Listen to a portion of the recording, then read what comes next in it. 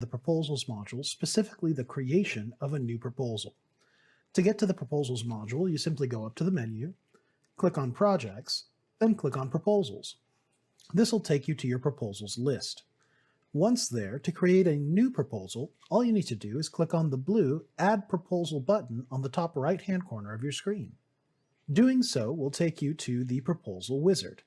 The Proposal Wizard is a 6-step process by which you could create easily and efficiently a new proposal. The first step revolves around the clients. Here, you simply select an existing client, or you can enter a new client from scratch. Any client that's entered in this step will be populated into your system. For now, let's choose an existing client.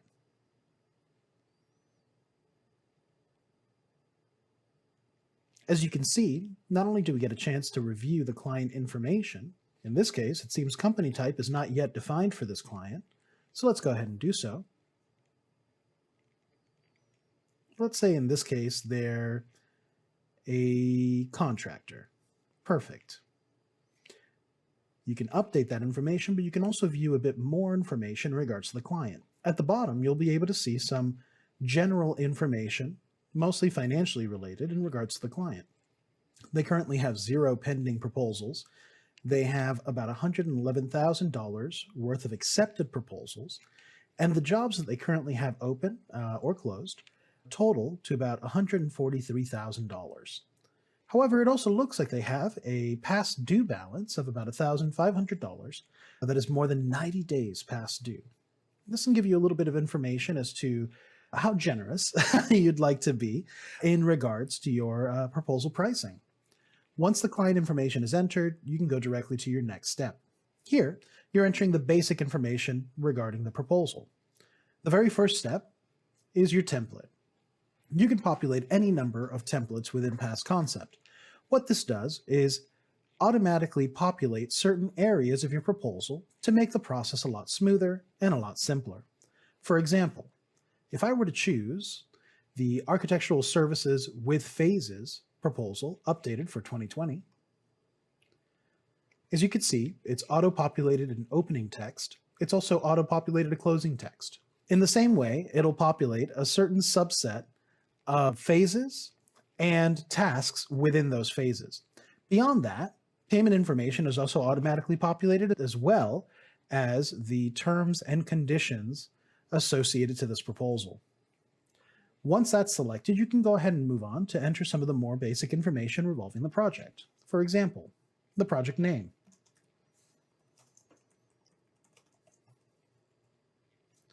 the address.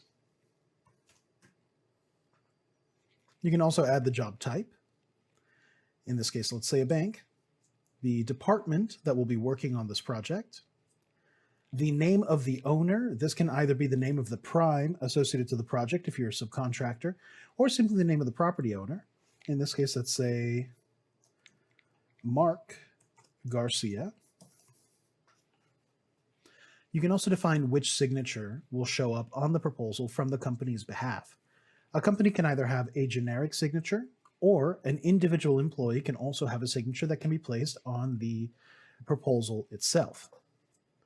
As far as quantity in units, let's say this is a 1,500 square foot project. The sector, it'll be in this case in the private sector, and the use and occupancy will be business. Now, as far as classification, once these two options are complete, a subset of classifications will be available. In this case, this proposal is being prepared by myself, but it can also be reviewed by a different party in the company. In this case, I'll be reviewing it as well.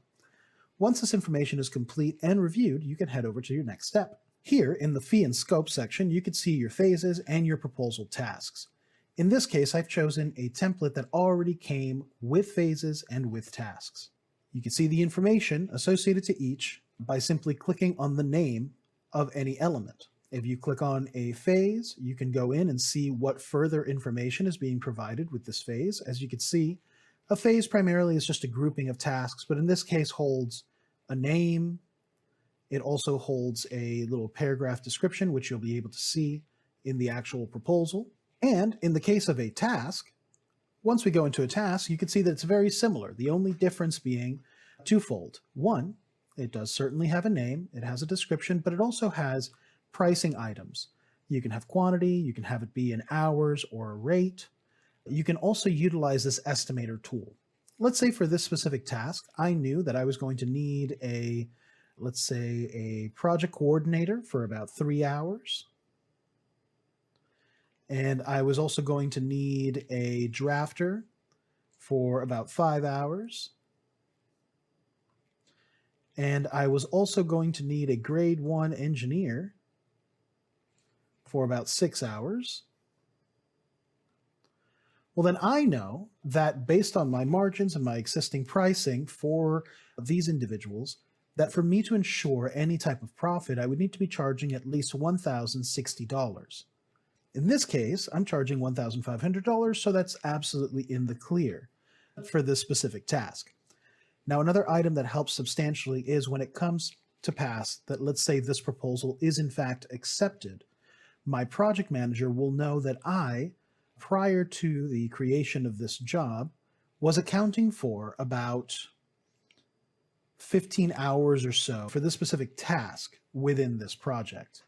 This way, it's a little easier for them to distribute their time. They'd know that for this task, they should be assigning a project coordinator and giving them about 3 hours worth of work. Additionally, a drafter for about 5 hours, an engineer for about 6 hours. Now, granted, this step is optional, but it's proven to be really helpful for a series of companies that currently use it. Now, once you've entered and ensured that all the information is accurate within your phases and your tasks, you can head over to your next step.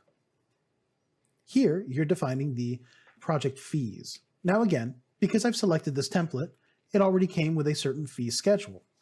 Now I can go ahead and change that. If I wanted to have it be by task or by phase, I can certainly bill in that fashion. For now, it's going to be a sum of all the fees distributed into varying percentages, as you can see here.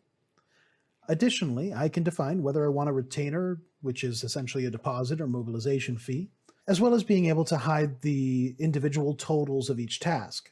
So let's head on over to our next step, and we'll come back to that step so you can see what are some of the visual differences that you can make within your proposal. The next step is terms and conditions. Here, you can either edit the existing terms and conditions directly, or you can select from any of your other terms and conditions templates, should this be something that you're interested in. In this case, we won't be making any modifications. We'll simply hit update and we'll move on to the next step.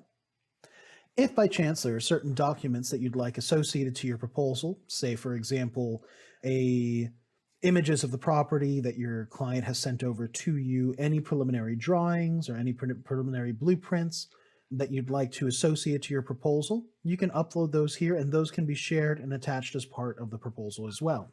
In this case, we won't be adding any additional documentation. And that's it. Essentially, the final step is just a preview of your proposal.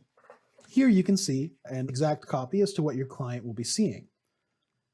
As you can see, it's got all the information. It's got your company's information on the top right-hand corner. It's got your client's information here. It's got the project-specific information here as well. You've got your opening text, which we saw in basic information. It's got your phase and its description, as we saw in the fee and scope area. It's got all the tasks that fell under that phase, and the same is true for every other phase beyond that point. Additionally, you can see here all the services and their corresponding fees, as well as any hour information that they might have already been entered. Now, if, say, for example, I wanted to simply show them this figure without showing the client the full breakdown, that's when I would go into this area and say, I want just lump sum pricing. Perfect. By doing so, when I go to my preview, now all of that specific information is gone and you simply get this total. Here you can see the payment description as well as each individual item. If by chance you also didn't want to show them the service fee table, you can also make that go away simply by going over to your payments area and click Hide Fee Summary. When you go back to your proposal, you'll notice that area is now gone, and simply put, the only thing at the bottom is a payment schedule with the same total and a breakdown of all the payments. Here at the bottom, you can see your closing text, which is the same that we defined in our basic information area. as well as the terms and conditions. Now, the next step would be sending them an email. Within Past Concept, we have the ability to send an email directly from the system by doing the following. We can hit send, we can define which message template we'd like to use, if we want to share the attached documents or not. In this case, there are no attached documents, so we're going to go ahead and say no. And in the following step, you get this pre-populated email, which can still be edited at this point before sending it to the client. Now that said, let's go back to our list. I'd like to show you what the client would see on their side. Obviously, they'd be receiving that email, but if they were to click on the button, they would be sent to this page. This is exactly what the client would see. They see the entirety of the proposal. They're also given the ability to jump around to different areas of the proposal as necessary. They're given the option to accept and digitally sign said proposal. But if they prefer to sign, say, on their iPhone because it's easier for them to sign with their finger as opposed to with a mouse, they can simply scan here, and on their phone, they would be given a prompt similar to this one where they can sign with their finger, allowing them to accept the proposal directly there. Once a proposal is accepted, that's everything you've got to do. The system will take care of generating a new project. The system will take care of generating any invoices. The system will even take care of sending out that initial invoice should you have chosen that retainer, which is essentially, like I mentioned, a deposit or a mobilization fee, or any item that's due upon signing. Now you know how to make a proposal in Past Concept.